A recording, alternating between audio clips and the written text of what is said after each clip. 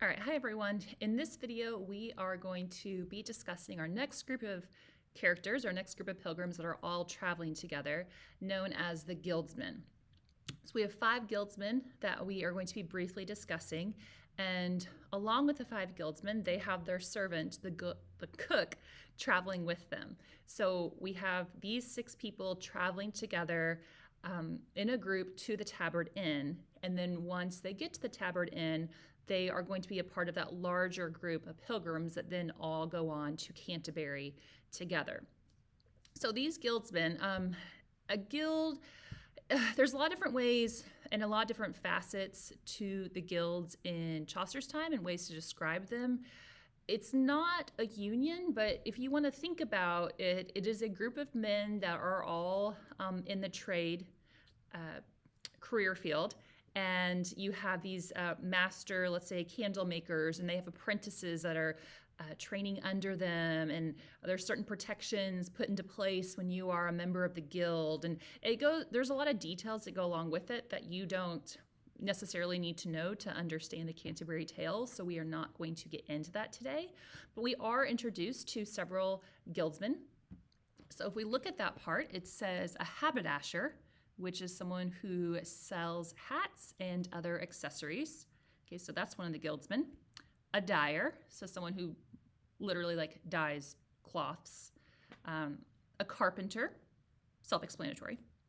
A weaver, so maybe someone who weaves an ornate tapestry to hang on the wall. And a carpet maker. Okay, those are going to be our 5 guildsmen. Now, this group of guildsmen, this idea of guildsmen was on the rise during Chaucer's time.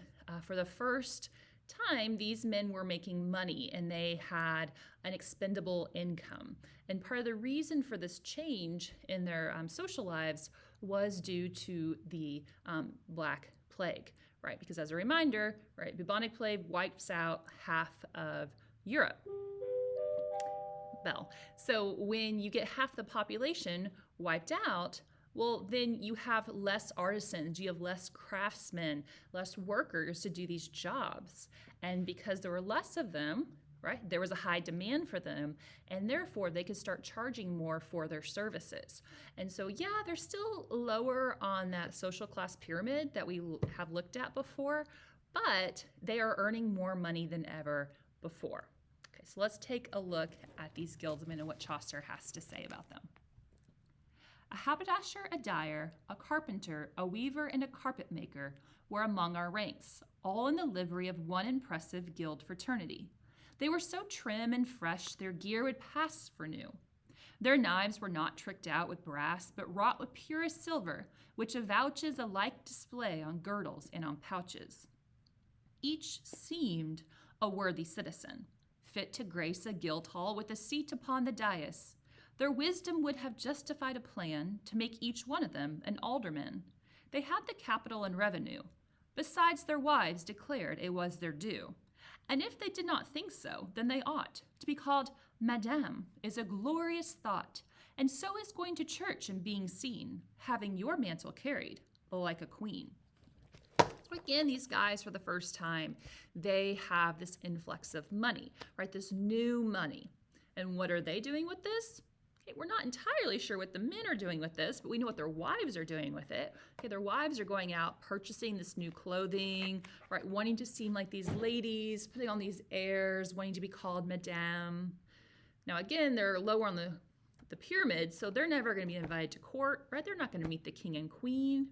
So where are these people are going to go to show off their new clothes and stuff like that? They're going to go to church and show it off. So there's something wrong with these people, right? There's nothing wrong with these guys. They're obviously working hard and making good money. Their wives are putting on airs. Okay, it's fine. But we also don't have any personality traits about these people, really, right? We don't know what's on their hearts. We don't know much about their personalities. And so really, Chaucer is just putting these people in here to show us, yes, like this guildsman idea, right? And the fact that they are rising in rank, right? They are coming into money that before in the past they did not have access to.